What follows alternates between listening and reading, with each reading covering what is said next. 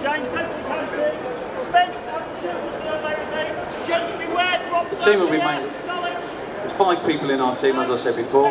There'll be an officer in charge, which is the guy doing all the shouting. There'll be a medic who will make contact with the casualty as soon as possible. And then the rest of the team, technical and equipment operators, who are actually going to be creating the space and performing the extrication. Okay, standard fuel car, no hybrid, no conversion, gentlemen, safety approach, in the same line.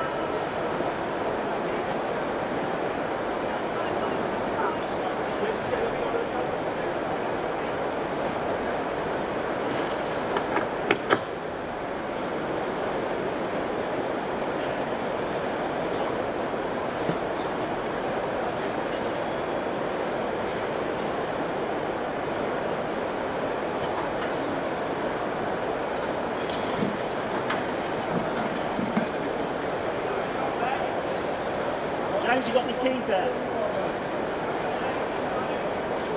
I have the keys. Okay.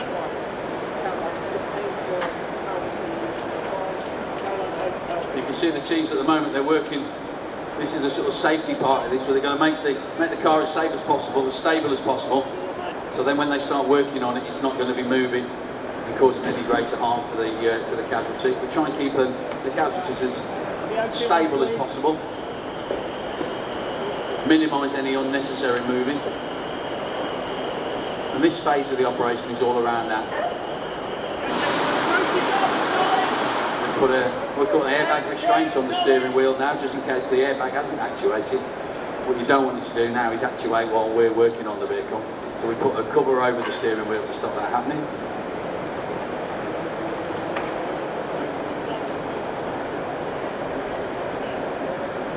And they're using ratchet straps to stabilise it to the silver car to the red car, and they're stabilising the red car. So hopefully by that, if the red car doesn't move, the silver one shouldn't move either. Caroline Pelvis and emergency, James.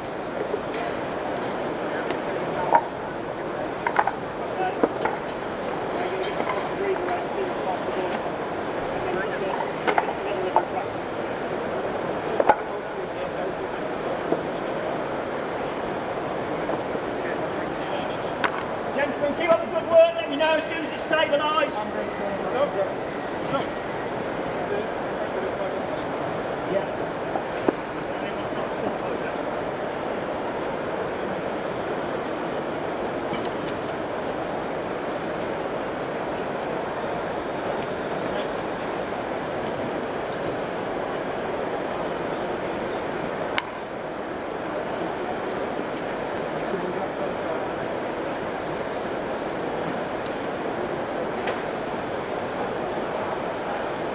As soon as it's stabilising on me, please.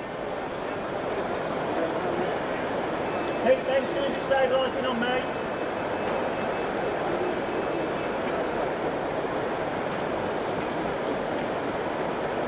James, if you pull back, put it right out back.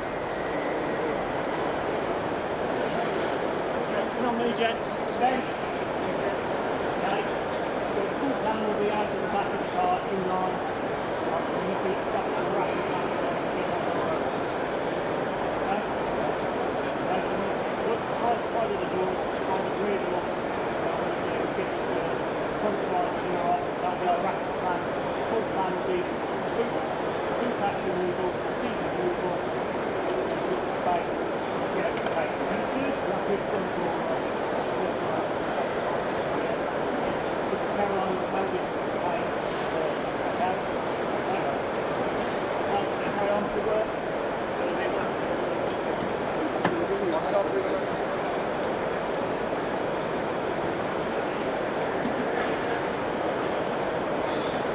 I was asked to keep quiet at that point in the last exercise, because at that point the incident commander is getting his team together and they're discussing the plan and making sure that it's communicated, they all understand what they're doing and it's all clear. And the assessors also need to know what they're saying, and they couldn't hear it over me talking, so that's why I was quiet and that's why they had that little huddle.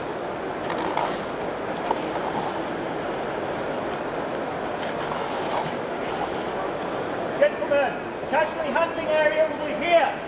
Put some blocks here in a bit, please, Ben. Thank you.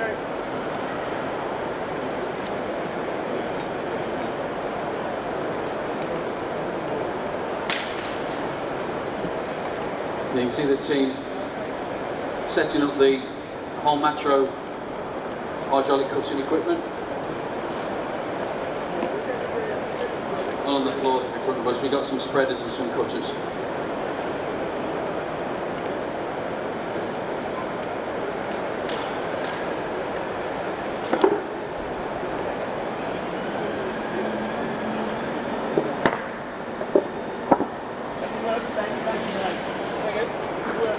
They're going to be using those tools to try and gain better access to the casualty so they can get some sort of controlled extrication. The medical assessor throughout this will be assessing the condition of the casualty. They'll be giving them oxygen, they'll be keeping an eye on their condition. And if things change drastically, it might change their plan. Well, at the moment they're coming in sort of a controlled extrication where the condition of the casualty is relatively stable. Put all the safety things in place before they make any sort of full extrication. So this will be all about space creation now. This will be about removing parts of the vehicle or opening parts of the vehicle to try and get more room to be able to work around.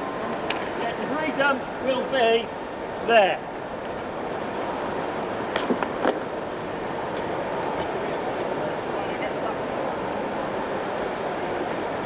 Okay, getting James in the car now, James. Ability to recheck yet?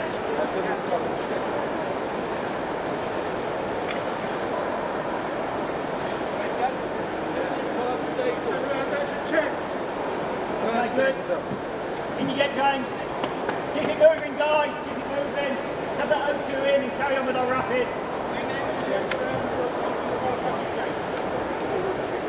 Checking stabilisation again. Yeah, it's good space.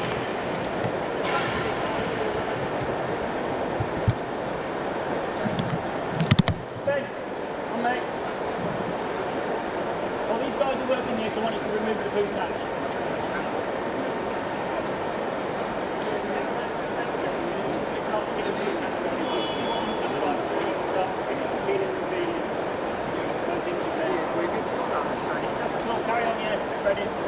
Well, the teams throughout this will generally come up with a couple of ideas, a couple of ways of extricating a casualty. They'll have a plan which will sort of generally the preferred option, the safest, the most controlled. But obviously if the condition of the casualty changes drastically, the priorities change and it becomes more important that the casualty is out quicker. So they might then start adopting a second one, and it's important that they don't have to think of that at the time, so they'll be thinking of that in advance. So what if the more controlled one isn't working quick enough? What are the alternatives? So they'll always be thinking of that second option.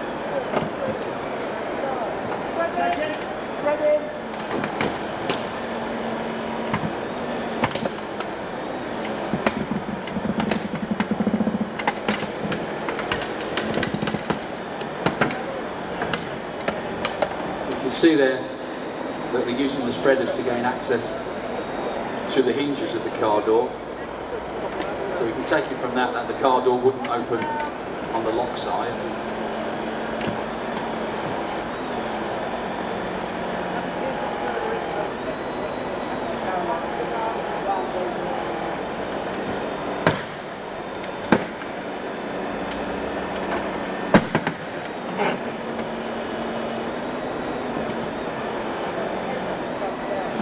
And as you can see, while they're working on that door, which would give them direct access to the side, there's also one of the crews working in the boot area to try and sort of make access through the boot.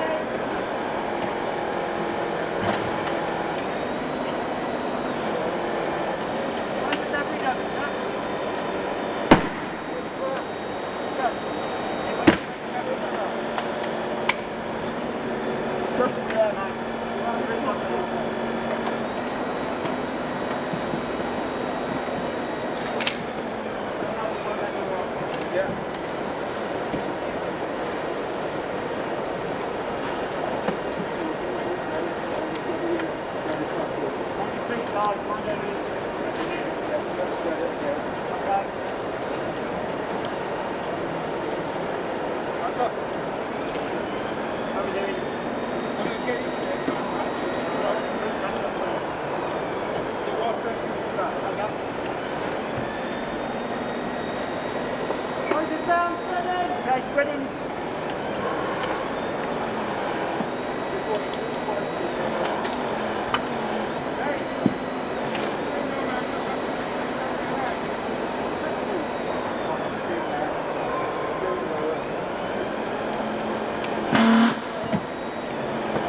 Throughout all of this, the crews are keeping in contact, communication with not only each other but also with the casualty to make sure whatever it is they're doing isn't impacting adversely on the casualty. In which case they might have to come up with it.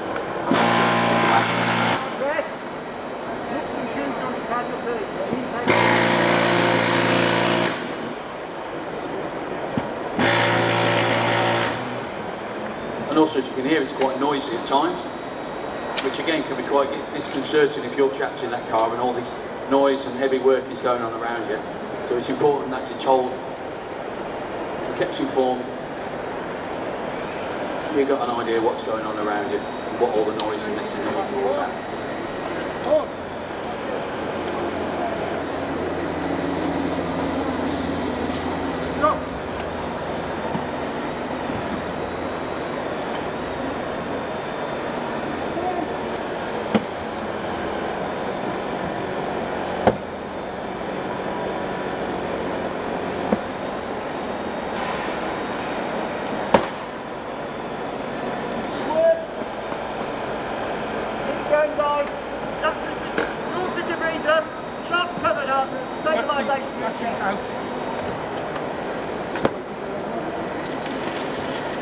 You can see they try and keep the working area as tidy as possible.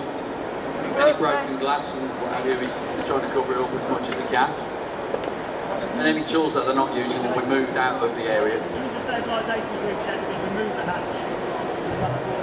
Just keeps everything nice and safe and much easier to work with. Stabilisation checked.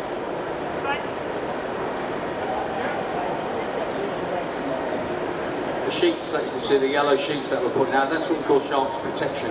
So any of the sharp edges that we've caused while we've been cutting, we get them covered up.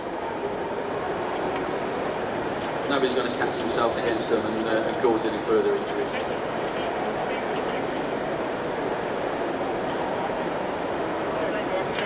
Okay, in on me please as soon as you're done. Ben, Pete.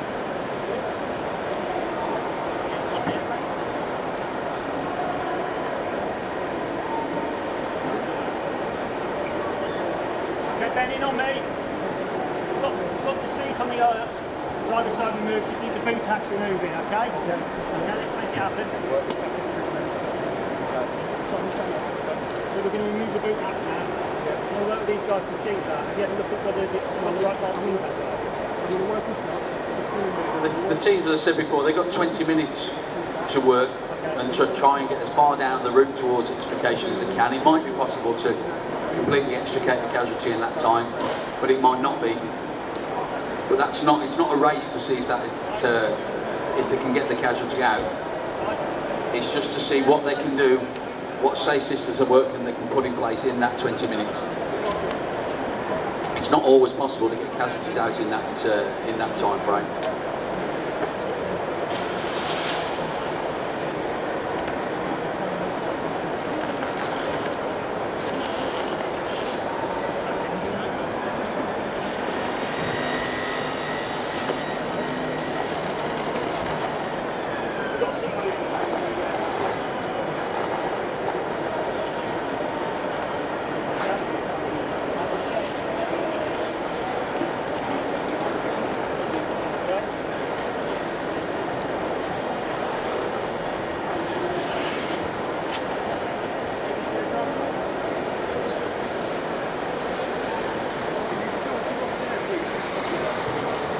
see they're covering up the windows with a sort of cling film type material, packets. And that's just to stop any accidental breakage of that glass. It just prevents any sort of glass going, spreading around the scene uncontrolled. Keep the work up, keep it going. Right, 3 hands, everyone need a hand or anything? Stabilisation recheck.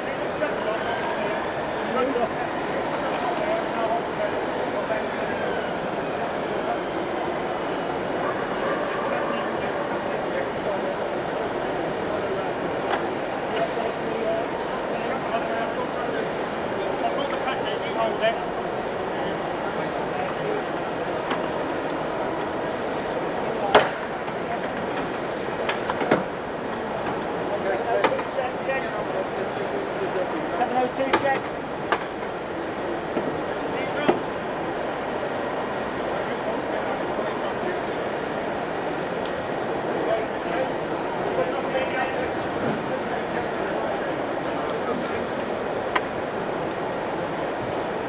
Second tier, drop down here.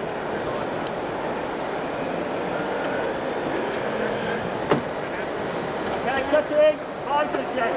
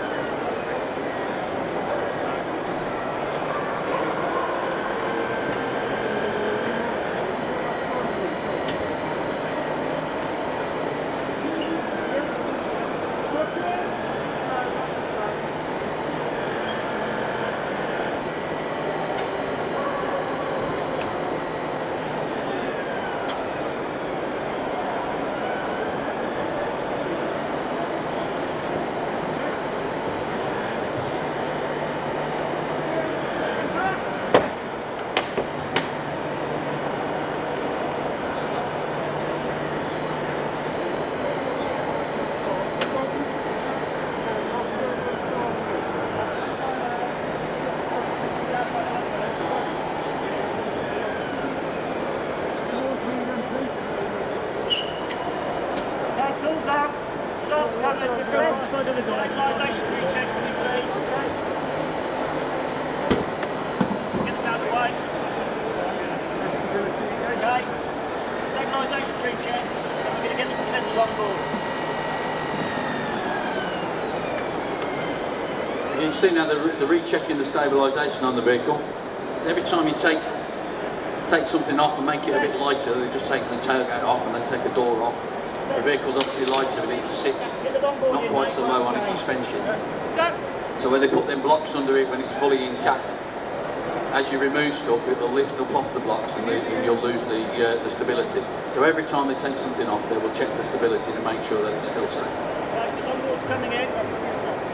Okay, keep going.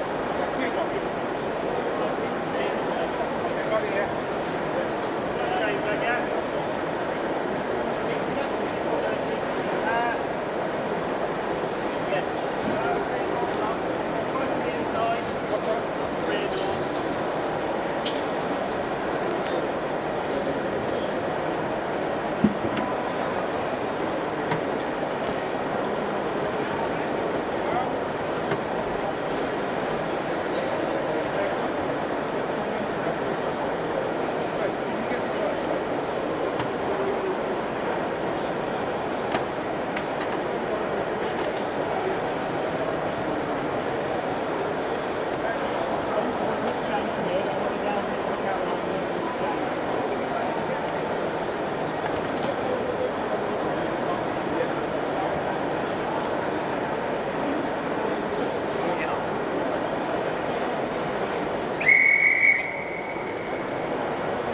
Okay, that's the 20 minutes up, so well done guys, that's Highgate Blue Watch. Well done team.